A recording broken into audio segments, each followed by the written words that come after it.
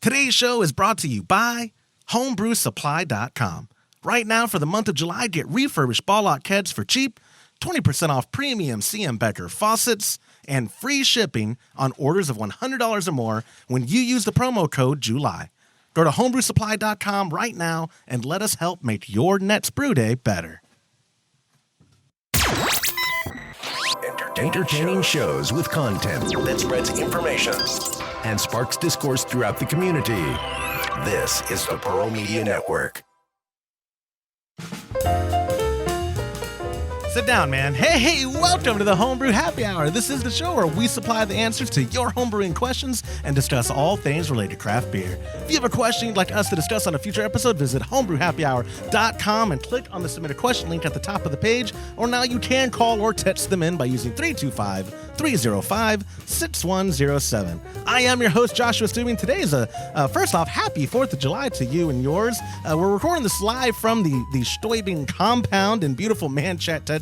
And I'm joined by, we talk about him a lot. I talk about him a lot, but it's my father. Hello, Dad. Hey, how's it going? It's good. Besides that, I don't know where my sunglasses are. I'm not going to use them now because it's already started. I don't need them.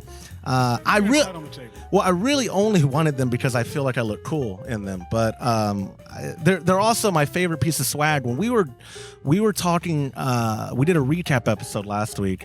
And we talked about the free stuff that we got, but I didn't talk about my favorite free stuff. And one of them, I don't use their equipment. It's kind of out of my price range, but SS Brewtech had those sunglasses. You felt them. Yes. Nicest sunglasses in like freebie. Very nice. Holy moly. Yeah, they got the same finish as an expensive pair of Ray-Bans prescription sunglasses that I got last year. Are you sure they're real Ray-Bans? These are actually made in Italy. Yeah. Oh, they're not Roy-Bans? They're real? They're Ray-Bans, okay. Man. The material feels the same. Nice, smooth, not rubbery, but it's a nice finish. I had no clue. Todd took his family to Europe last year, and I did not realize that Ray-Bans were made in Italy. And until he went there, he told me, he was telling me one day, oh, I got this really nice pair of Ray-Bans. I was like, is it like when I used to go to Mexico, like with the church youth group as a kid, and you go to Matamoros and you get the cheap Ray-Bans? And he was like, no, you idiot, they make them here. I was like, how was I supposed to know? And the second follow-up with Todd, I had about 24 listeners write me. Apparently on the recap episode, I was talking about how they were at Cape Cod, and then they were going to visit Martha's Vineyard. And I used this specific verbiage. They are driving to Martha Vineyards right now. Well, you can't drive to Martha's Vineyard, it turns out. It's an island. Oh. And so I had a lot of people message and saying like, hey, idiot, do they have a submarine? And so I told Todd. Do they have a ferry? Yeah. I don't know if I don't believe they have a vehicle ferry. Okay. Or I don't think that's what Todd and Liz did. I think they parked main side and then shuttled across. Hey, we go to Martha Vineyard all the time. We call it South Padre Island. Exactly. And it is an island, but we take a ferry or the causeway. Exactly. And you could say you drove not there. South Padre Island. Padre Island. Yeah, Mustang Island. Sure. Yeah. Exactly. Or South Padre. We go to Port Aransas as a family which more is than on Mustang Island. Exactly. Yeah. I always get all this mixed up because there's something like North Padre Island and Mustang Island are technically the same strip of land. Sure. Just one's one part and one's the other. Mm-hmm. But it's all one island. Yep. And it's really the same island. You get down to South Padre, all the way down to the tip of Brownsville, same island. Down there, you got to go across the bridge. Who gets to name these? Who knows? Who knows? When I become king, I'll name them. Silliness. We had, obviously, listeners know, we have already done an episode this week, but I thought we wanted to go back to normal content. So I had you come on. No, far from normal. We had planned on doing an actual episode this week, like not just the recap. And James, he was polite enough to not remind me that Thursday, which is our normal recording and publishing day, was 4th of July. And same with, Todd is the one who first told me, like, I'm not recording on Thursday with you. I'm going to be, I don't know what he's doing. He's getting ready to pop fireworks at the ranch. James is, I probably a few Kolsch's in, and, we're almost there. We will be later. pacing myself. And by that, I mean, I haven't had any beer yet. I'm surprised. I know. Or a cigar. That would have been perfect for this episode. I'm surprised we don't have both. Yeah, with us, I could stop it now. And Joe, I don't know what Joe's doing. He's somewhere enjoying himself. But so I suckered you into coming on the show, and because we haven't done a Homebrewer Showcase in a while, and so this one's I'm a little biased because I know you. But let me see what I'm trying to. Okay, I'm just trying to follow show notes here. What we usually do, I sent you the show notes, but there's not a whole lot to them. And I don't know. Have you ever listened to one of our Homebrewer Showcase episodes? Showcase, like where we feature. The last one? Yeah, the last one was with Kenny. Well, Kenny's done too now. Hyman, the Yeah, brewer of Seville. I've listened to most of the podcasts, not all of them. Do you really? I don't like. Yeah, I don't like. Oh, wow. I don't watch many of them. Yeah. I think I watched the last one, the recap. Yeah. But it's more convenient for me to listen in the car, or whatever. But yeah, I listen to most of the shows. I'm not caught up. You drive a bunch as a retired man. You have places to be. No. I just it's the best time to listen to them. Yeah. You know, or if I'm sitting in my office watching soccer, you don't need audio on soccer. No, so. that's already boring enough. Yeah. Yeah, we do have Gold Cup finals coming up. Yeah, and I don't know if they're Sunday or not. I think they're Sunday. Well, I know the women's. They're all the same day. Okay, So- well, I knew the semis were the same day, and I watched USA last night with a long weather delay. Oh, yeah. but dominated there. And I'm going to make a prediction. I think USA is going to. Women are going to take down the World Cup. That's an a easy gimme. prediction. Yeah, Yeah, I think yeah. it's minus 150 on that, or maybe minus 250 now if you're betting. But I think the men are going to beat Mexico. 2-0 maybe. 2-0. I don't know. We're calling it right now. I don't I'm know. not making predictions because I'm a curse. Yeah, I've seen your MMA track. If your you, UFC track. if you, or in soccer, and the whole Champions League, I did not verbally commit to Liverpool. I've been a very long time fan. Steven Gerrard was my favorite growing up. When I was like high school age or middle school age is when I really started watching him. Liverpool captain, longtime Englishman, soccer player, and he. I people who know me know I like Liverpool, but I refuse to say a good word about them at all Champions League until the last whistle blew of the championship match when they won, and then I was like, Yay! I looked like such a bandwagon fan because I was like, oh yeah, go Liverpool. It's like people who don't know me are like, oh, cool, jumping on the train. Yeah, you also probably like the Toronto Raptors, don't you? It's like, no, I don't. But that's probably because I don't even follow basketball. From Canada. Well, yeah, that's it. Canada. How can Canada win the NBA? I don't follow basketball anyway, but the whole Kawhi Leonard, what he did to San Antonio, it still rubbed me the wrong way. Being from San Antonio, He's so good. he is so good, but it rubbed me the wrong way. Yeah, he left the team and he played injured when they needed him. Yeah. And now he's worth $1 gazillion. Rich Kawhi. Anyway, so what these episodes typically will do a rundown of like the person's history and all that. But since I've talked about you enough, it'll just be more free flow, casual. It'll be the least downloaded episode of our podcast history. That's okay. But we just needed the content. It's okay. No, I want to start. So we officially have been brewing for almost 2 full years. Yes, we're coming up on it in a month or two. It's September. I didn't remember if it was August or September.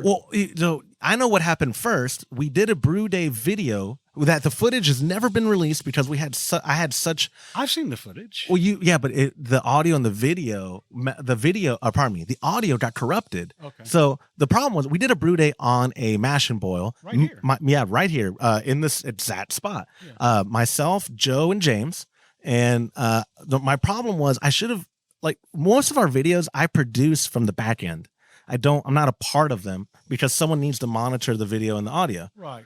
So that day I was, maybe because I was a few beers in or I was just cocky because we had never had issues. I was like, I'll be in the video too. This will be great. I'll be the host and in the video. Monitoring. Yeah. And monitoring. And that didn't work out too well because when I went to go compile all the footage, a lot of it was, I would have caught it if I had headphones on and was monitoring. Sure. I would have said, guys, stop. We got to redo this take. But when was that though? Was that July? August? No. I think that was August because then I think our first brew day was October of that year. Okay. Wasn't it? I know it was 2 years ago, but I didn't remember it really. I can't remember the date. If it was August or September, October. Yeah, I think our first brew day was 2017. The beer that y'all brewed here that day. Right. We kegged in September. Okay. Yeah, we kegged in September. Then we brewed and that was an IPA, and that was the first homebrewed IPA you've ever had. And it was fantastic. Yeah. And I didn't even care for IPAs. Exactly. And I was sold on that one, getting to watch y'all make it. You're not quite like James, because I've seen you drink hoppy beers, Sure, and enjoy them. I mean, I've seen James drink hoppy beers and enjoy them, but you, I think that probably wouldn't have been your first choice for a beer. No, actually, what would have been your first choice? Like what? Because I know your fridge from high school and on, because that's where I keep track of time.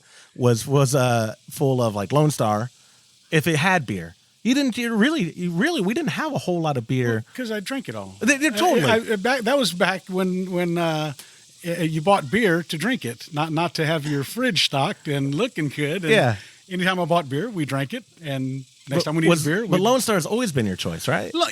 For the most part, yeah. I've been alone. Back when I was growing up in San Antonio, Texas, you were either a Lone Star man or a Pearl man, almost as if you were a Ford guy or a Chevy guy. I gotcha. And I was a Lone Star guy from a real young age, younger than drinking age, and I just always drank Lone Star. When I got in college, I drank Miller High Life. I'm not real certain why. The champagne. I still, yes. So I guess because I was grown up. Yeah, that's right. But I still drank Lone Star because, went to Texas A&M, and that, again, Lone Star was the beer. I think I had a roommate that drank Miller, and so I started enjoying that. But Lone Star, still, if I'm going to go buy, not anymore. I don't buy beer anymore. No, you don't. Yeah, we'll get to that. Okay. Because I just don't buy beer anymore. Yeah. Because I don't need to. Well, sometimes I know we do if the event is big enough and you're trying to diversify. Because like an IPA, like the last event. Don't get me wrong. Now in hindsight, we know the majority of the family likes IPA. Sure. But IPA is one of those polarizing drinks where it's not always a neutral reaction to it. It's either I love it or no thank you. And a lot of people just flat won't drink it. Correct. Oh, that's too hot. And remember one time we had an IPA and a milk stout on tap. Those are the two choices. And that's when I think people started drinking IPAs? Yeah. Well, yeah. Or I think you did buy Shiner. I think that was in, you had a bunch of Marzen, the Oktoberfest.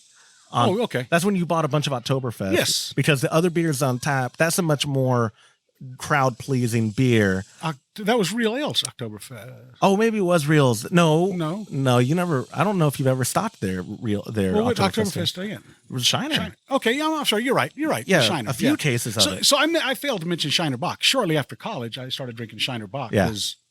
That was. Well, Shiner's the gateway to craft beer for a lot of Texans, or it was. Like I would argue now, Real Ale's Fireman's 4 is the gateway drug from someone who drinks commercial beer to craft commercial beer. Okay. Like that's the real catalyst. Like every sports bar in our state carries Fireman's 4, and everybody loves it. Everybody loves it. It's a good blonde ale that's easy drinking. I don't know the ABV 5 something. If I was a betting man, it's low. It's low enough to enjoy for a sports stand. Tastes good with everything. Yeah. It's not as good as my Kolsch, but not close. Yeah, but it which by the way, I think I told you, ran into someone you play poker with, Brian, and you took apparently a growler. I did. Saturday, a week ago, or last Saturday. Why are you pouring our beer? Because I'm taking it to drink. For you? Yes, absolutely. But once you get there, like, what's that? And so I share. He said it was the best beer he's ever had. My head went. Wow. He said he wants to brew, and I said, "Well, before you jump," and I may have, Todd, if you're listening, I may have talked you out of a sale immediately. It'll get there though. Trust me, I'm good at this. But he was like, I need to buy equipment. I want to start brewing. I said, why don't you come brew with my dad and I next brew day, which realistically is not going to be for a while because it's so darn hot. Yeah, it's not enjoyable to brew right now. And what is the temperature? I mean, right now is cool. Probably 95, and it's like 98. I don't have a thermometer, but I don't have my sweat rag. I'll say it's 90, 97, 98. It's crisp. And but I told him, I said, come, we'll brew September at the earliest. Yeah. Maybe before that. We'll see. We will. But I said, come brew, make sure you want to do it. And what we could do, what I was concocting in my head, we can do a double brew day because we'll be in need of the quantity. We could do 15 gallons that day where we'll do I'll bring an extract batch for him to do. For us all to do, rather, to show him, because that's what realistically, that's what I'd want him to start on if he's a brew on his own. Absolutely. You can jump right into all grain, but I think the mini mash kits that James has done for Keg Connection are so easy to do that he will keep brewing and so good. batch after batch after batch. And so good. Right. That's what I mean. The results are good. Not hard. And the key though, I think, is to keep people brewing, to keep the fervor to want to brew. Because all grain brewing is fun, and especially the way we do it with the cooler brewing, I have a blast, but it's work in regards to setting it up, cleaning everything. Yeah. It's just more work. That's all. Sure. It's enjoyable. And twice as long. And twice as long. Yeah, not quite, but it is definitely significantly longer. Absolutely. Yeah. Where if I was just starting and getting in between that, like, kind of fad hobby phase to like, I'm going to keep brewing, I think starting him with that. So we'll bring, he really liked the Kolsch. What we could do is bring the extract Kolsch for him, and then we can brew 10 gallons of whatever. If it was more Kolsch, hey, I'm okay with that. Yeah. Well, I kind of have this shtick that is not a shtick. It's actually a real lifestyle with the Kolsch right now. A lot of people at the booth at HomebrewCon came up and gave us crap for not bringing it. And by us, I pointed them to James. I said, talk to him. I wanted to bring Kolsch. Well, yeah. You've been talking about last 8 episodes. Yeah, and then you show up at the show and you don't have it. Exactly. Like, really? Do you really have a Kolsch? But his alt beer went well. The only good thing about us not taking the Kolsch is we have 5 gallons of James in there, of his Kolsch. Yes, we have 5 gallons of our own, or not quite 5, probably 3. 3 and some change, because I haven't been over a bunch. And how much is your house? 3 and some change. Okay. Yeah, because I gave you a hard time for the growler. I'd given growler away to my favorite ice cream shop. I have to make peace treaties with them to give me free ice cream. And do they love it? Oh, they loved it. Yeah. It's a people pleaser. It's good beer. And here's the thing too, people who think I'm like selling out or like I have some hidden agenda. I have everything to lose for pushing Kolsch. You know why? With CM Becker being in Dusseldorf, literally, like you'll get shanked in the street if you drink Kolsch. You can't talk about Kolsch in Dusseldorf. That's a German thing. That's a alt beer in Dusseldorf. Right. Kolsch and Cologne. They're rival cities. Okay. You just don't bring it up. My counterparts have blocked me on Facebook because of how good I talk about Kolsch. They haven't really. They just don't talk to me anyway. But Claudia, who you're not listening because don't hate me. She gives me crap on WhatsApp if I send her a photo. Yeah, they're in Crefeld, but I mean it's like us saying we're in Austin. Gotcha. Yeah, we're in Manchac, but we're in Austin for bigger purposes. And that Dusseldorf's what they identify with, and they cannot stand that I love Kolsch. They can't stand that anyone would love Kolsch, but they gotta check their. Then don't get me wrong. Here's the thing: when I drink like the alt beer that we took with us, right. It was phenomenal. James did an incredible job. And I was drinking that a bunch at the booth going, maybe I'm back to an alt phase. But it's such a harder style, more tedious style to have to keep up with. Like where a Kolsch is, I mean, there was nothing to it. Yeah. We had to ferment at 64. What did we ferment at? No, we were between 65 and 70. Oh, there you go. We tried to keep close to 65. It was like 65 or yeah. It was between 65 and 70. And that's it. And then we cold crashed it for 2 weeks or 2 weeks. Absolutely, yeah. Yeah. Where only because I think you were out of town or I was out of town. That added some extra time. Yeah. You're right. But I guess my point being, like, we had with an alt beer, you have to do more, and temperature matters a whole lot more, being dialed in. There's not that range like Kolsch allows. Right. And the end result is a lot more finicky or fragile, where like you could taste, oh man, you didn't cold condition enough in it. Or like the Kolsch is more forgiving. It's not like a super hoppy beer that's super forgiving. All the impurities of my beer I'm hiding behind hops. But it's more forgiving. Sure. And so I don't even know where I'm going with that, but we love Kolsch here. Talking about your favorite craft beers. Okay, our brew day. Do you remember our first brew day? Ours? Yeah. You know, I do slightly, but I can't tell you. Do we brew an alt? No, I would say we do the milk stout? No, we did the milk stout. Okay. Yes. I went back and looked on my Instagram. Oh, good, because I mean, I wasn't sure which one we did first. Yeah. I do remember milk stout now because I was when you brought it, I was like, I don't drink stout. I don't drink what. I don't know why I picked. I don't know why I picked it either. I think. But you know what? It was great. Oh no, it turned out wonderful. I think I picked it because Todd was like, "Oh, you're gonna start brewing with your dad. We'll give you a free recipe. It was like Zach or someone upstairs. He sent I'll have him make you it." And I think I just took what they made. I think he made the executive choice. Yeah. And I know what it was. Todd did decide it, but it was because it was getting into the colder months, and so it's like this will be perfect. There you go. This will be time for a stout. Yeah, it was great. I don't drink stouts, and it was great. And I took a growler of it to a poker game. Yeah, and people drank it and said, "Oh my gosh, this is all you." really, you brewed this? And yeah, we brewed it under your main porch way over there at your house. I remember the family was here and all that. I remember a little bit of hiccups from the instructions. I forget what it was specifically. Oh, it was steeping volume. Remember? That was the only thing we had issues with was like, the volume it says in here, you can't steep these grains. We can't even get the grains. Like a gallon and a half of water, and we've got... It's this deep, and we're trying to steep, a couple pounds of grains or whatever. But I think also, though, that was one where your mom was out there. You and I think during the boil, we decide to smoke cigar, and we're right there by it, but we're all not paying attention. We had our we're back talking. to it. Yeah. And your mom says, "Is it supposed to be doing that?" And you said, "Yes, Mom, it's supposed to be doing that." I didn't even look. and then when you did, we had a little boil over. It was boiling over. That's exactly right. I think we had put the lid on. Yeah, that we did. And we said, "Don't put the lid on." We were being clever without looking into it. Yes. Yeah. What was exposed the first time that we brewed is that I didn't really know what I was doing. I'd been in the industry for 8 years at that point. Almost 9 years at that point, and it was finally exposed that I didn't know what I was doing. That's a shtick. I'm really good. I'm really good at pretending around Todd and around James when they're like, "Oh yeah, let's do the triple deprotonation. That sounds great. That'll be wonderful. Oh, the hydrometer. I know what that's for." Yeah. I remember Todd.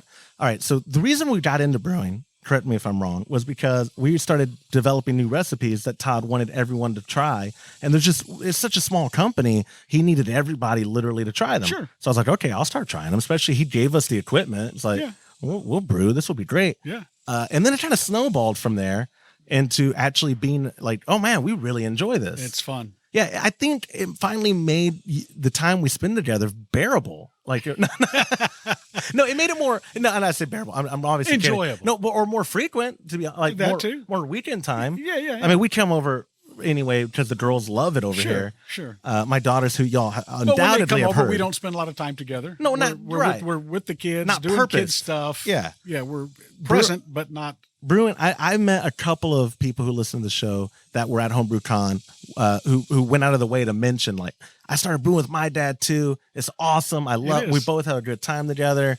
And I told him, like, exactly. I would brew without you, but I don't like brewing without anybody. Yourself. Correct. Brewing by yourself it's fine. Nothing's wrong with that. It's like drinking. Yeah, sort of. Like, I mean, at least a lot of the people I know, like our buddy Kenny, I guess he brews with his wife technically, but he shares his beer like crazy. Right. See, I'm selfish, so I like to, if I brew with my dad, check number 1, and then I drink with my dad, check number 2. Boom. If anything happens to you, I gotta get one of my girls to drink or something because mom's not gonna. No. And my wife's not going to. But I know for us, the extract brewing was the perfect entry into brewing because it was very straightforward and it got our toes wet, not just for brewing, but I think for trying other beer. Like, I think it's safe to say that brewing at all, you're more likely to probably expand your horizon of style than going to your grocery store of choice or liquor store of choice and just, more times than not, if I'm at a liquor store, I'm like, no, I just know what I want. Yep. I'm not in the mood to experiment. With brewing, I don't know what it is, something psychological. Maybe I'm just stupid, where I'm just like, okay, hey, I'm not really into IPAs. Let's try it. We've now brewed, not counting Joe's, we brewed 2 IPAs, and both were phenomenal. Very good. Very good. And different. Yeah. And we didn't do the recipes ourselves, but Joe made one and James made the other. Right. And they purposely made them different and unique. And they both turned out phenomenal. Very good. I think, where am I going with this? Like with the extract, the best thing, in my opinion, for us, having other people's recipes got us used to brewing and what these ingredients were for. You know what I mean? Yeah. Like, we kind of identify, like, oh, this ESB is going to use Fuggles. That's an English hop. Right. And that's where we see it at. Or, Citra's in that IPA and in that IPA and in that. So I don't want to interrupt you, but I will. I don't want to brew ESB again. Why? I see that. No, that's where. No, sorry. That's where I'll fight. So we've brewed IPAs, milk stout, chocolate stout, Kolsch, alt. We haven't just done an ale, have we? Did we do an ale?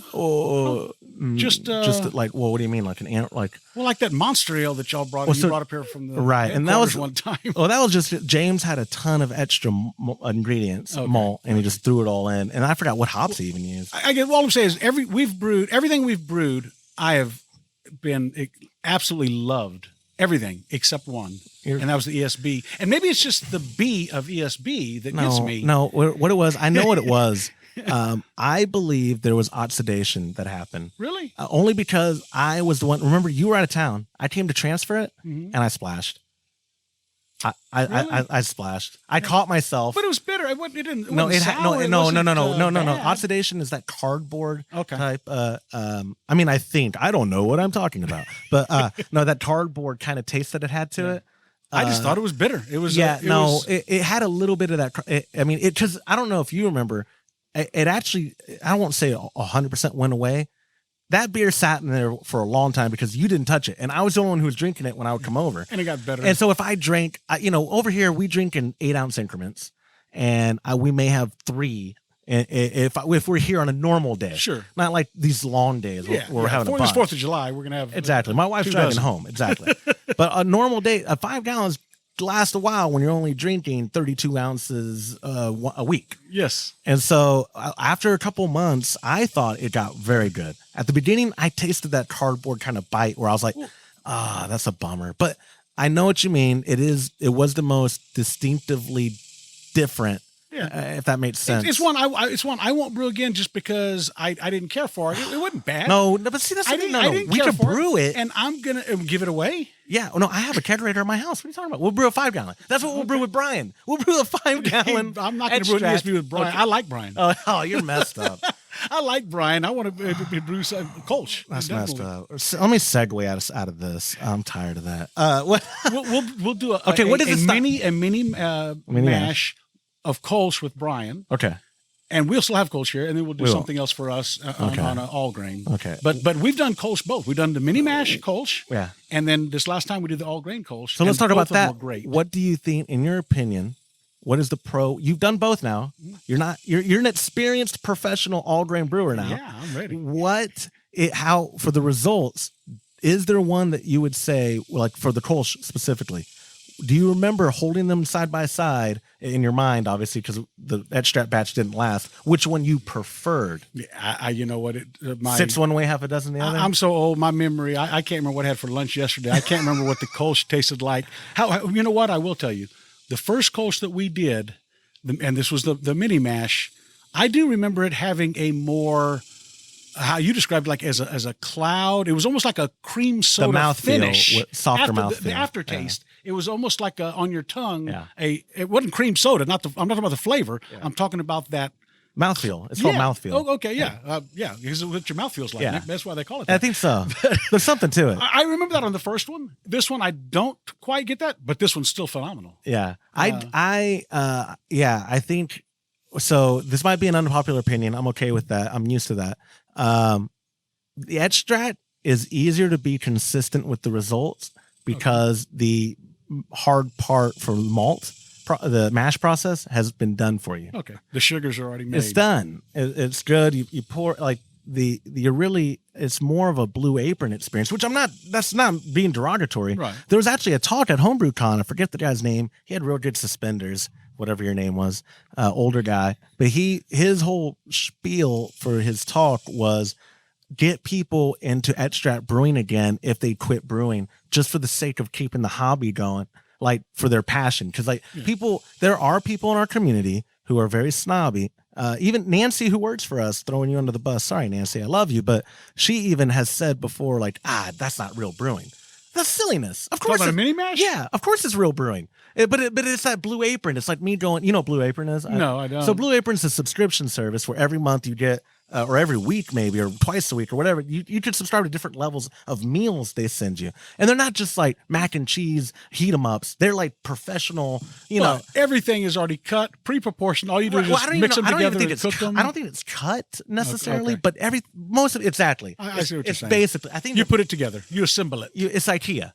Which again, not that there's anything wrong with that, but I'm just saying Like they are widely successful because they hit that niche of people who want to cook, but they don't want to cook. Gotcha. And then I'm going down the snob path. They are cooking, but they are not having to plan out their meal. Gotcha. And it's handheld. A lot of us like being handheld. I can see where you would make an analogy, mini mash being similar to that. Because we are having our handheld, or any recipe. People also look down on following recipes. I think it's the dumbest thing ever, where it's like, not all of us are smart guys and can make our own recipes, or not all of us care to make our own recipes. Yeah. You know what? I think someday I'm not going to make my own recipe from scratch. I think the first thing I will do is tweak a little bit, this and that. After I learn more, this sugar is not fermentable, but it can add these flavors. Or if I wanted it a little bit darker, I use this Carafa whatever malt instead, or more of that. Because like you notice with James, his is a little bit darker than ours, but it's because of the malt choice he decided to include in that variation. Little tweaks like that, where then we'll slap our label and go, "This is our recipe." Yeah. Boom. Well, and yeah, to that point, like I said, I poured the two Kolsch's in there together. His is darker than ours. Ours is much lighter. We'll try it here in a little bit. You taste them.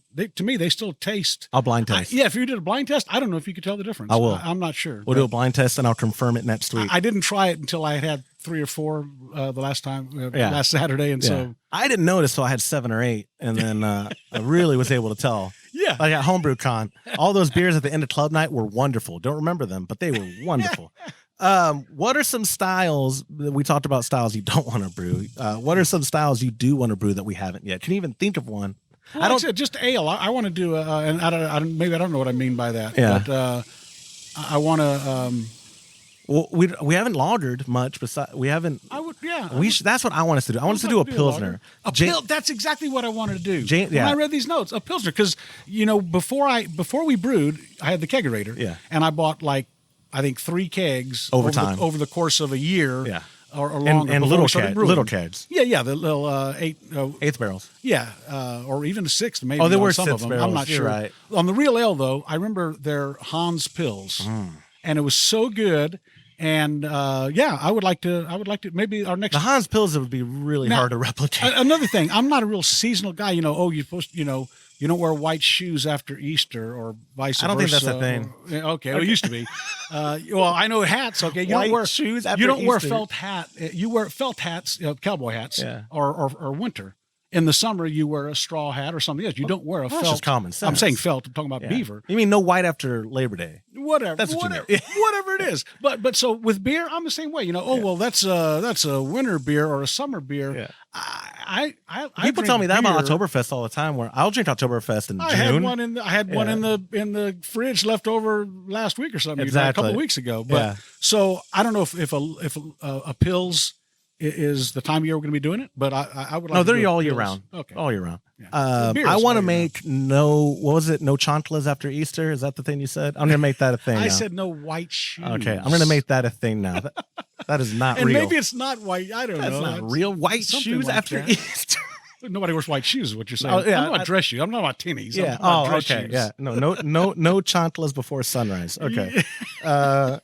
Styles we want to brew. Okay. How have you, there's a few more points. I have a small talked us to death. I'll wrap it up quick.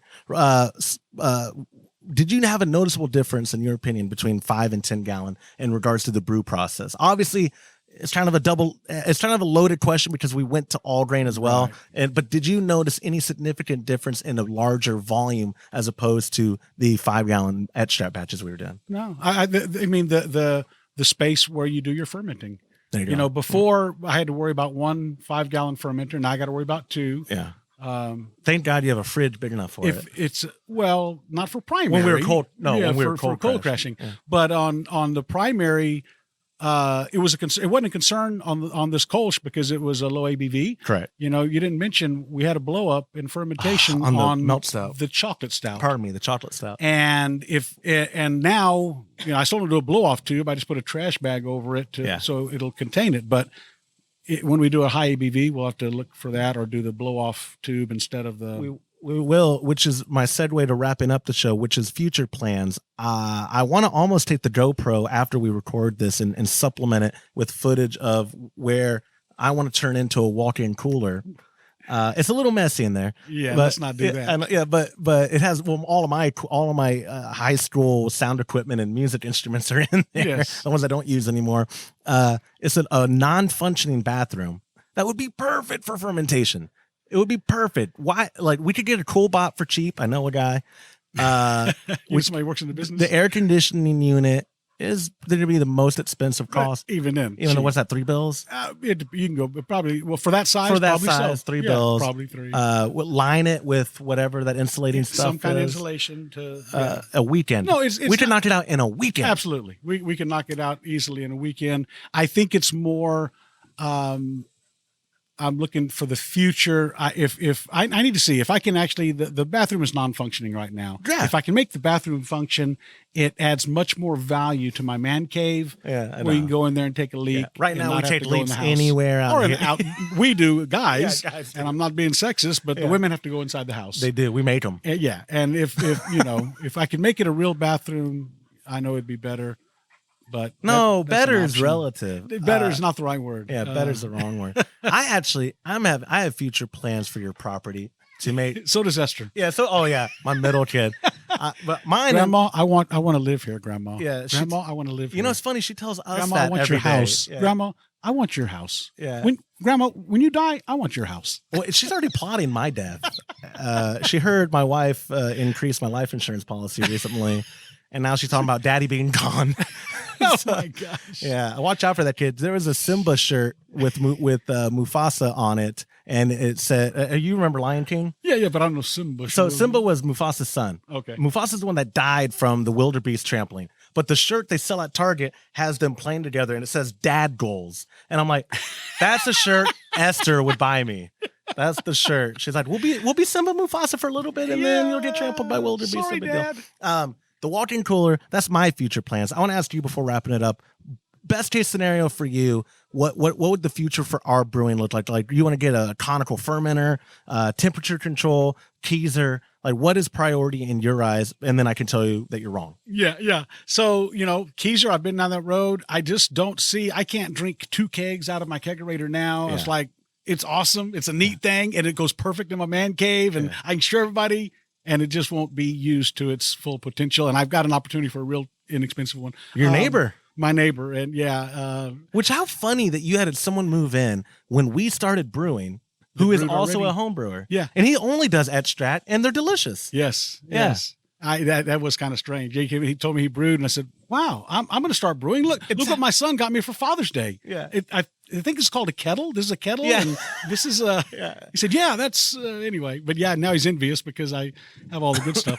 I don't know, maybe a conical, maybe which y'all showcased over here. I don't remember if that was the Grain Father or if that was No, it was a mash and boil. the one that y'all did the video here. Yeah, Brewer's Edge makes it mash and boil from from Country Malt Group is the company that makes it. Okay. Literally.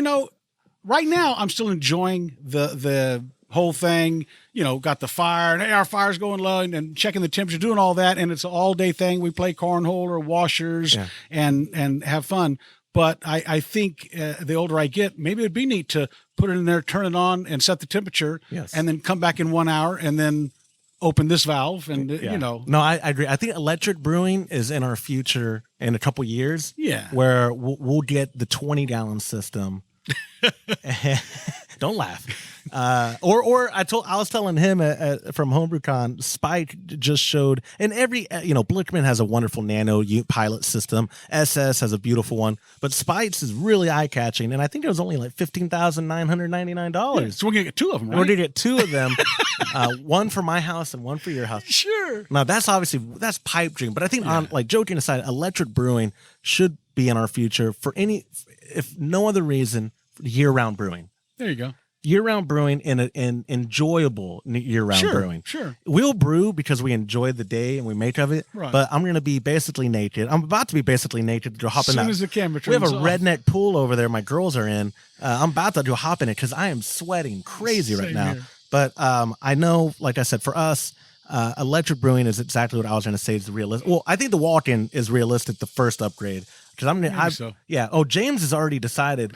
He's going to come help us. Exactly. And Todd too. Everyone's on board with the walk-in. That room is perfect for it. Yeah. And if not, The teaser only in that we can use it for fermentation as well. It's just our serving would be warmer than ideal. Sure. But like you said, we wouldn't be serving that. They don't overlap that much. No, they don't overlap that much. Exactly. Or I could literally, if I still have the kegerator, if I have a 5 gallon there, take it out, stick it in the kegerator for this 2 weeks or a week, or actually, heck, that Kolsch was 3 days. It finished out in 3 days. And well, I mean, we still left it in primary for 7. We did, but it was super active. That's imperial yeast, which you didn't wear their hat. What the crap? You know what? I couldn't. I think it's in. Well, my Valentina's. car. I name dropped them last weekend. This is going to look suspicious. Last episode, I name dropped them because we were talking about Franklin's barbecue, and I was like, "Screw Franklin's barbecue. Go to Valentina's. It's different style, but it's well worth it. Oh, they're good. They're so good." I don't know if I have to disclose that my brother had financial ties with them at some point. I don't think he does anymore. Yeah, no, he doesn't anymore. I was saying they're still great. I still think they're good. They catered his wedding, which was run by good people. His awesome. wedding was the first time I had it. Yeah, I was floored. Yeah, I think I'm gonna have a retirement party and have them cater it. Are you? It's that good. I didn't know you were gonna have them cater it. If I have a retirement, you don't want to party, make your own. Yes, your retirement party. No, I think people are just seeing in the background. You're making ribs and chicken here. We ready about just 5 had hours, burgers. 4 God hours. bless you and happy birthday, America. I guess, that's all I have for us of the equipment upgrades. I appreciate you taking the 40 minutes of our time to do this. I kept you away from your pit and away from the girls, but I do appreciate you. And I'm really surprised that you said you listened to the show because I threw you under the bus so many times. I know. And you didn't bring it up. Unconditional love. Unconditional love. Well, thank you, Pop. I do love you, and we will do this. We'll have to have you up to Todd's for a brew day. I would love it. And we'll do a follow-up. Sure. All right, man. Sounds good. And that will do it for this episode of the Homebrew Happy Hour. If you have a question you'd like us to discuss on a future episode, you can visit homebrewhappyhour.com and click on that submit a question link at the top of the page, or now you can call or text them in by using 325-305-6107. Thank you to our show sponsor, homebrewsupply.com, for supporting our podcast and the home brewing community. Go to homebrewsupply.com, use the promo code HHH, and you'll get 5% off your order. Or if it's $100 or more, use the promo code JULY to get free shipping. A big thank you to my Pop for joining me on today's show, and on behalf of the Pearl Media Network, I'm Joshua Stubing. Thank you for listening.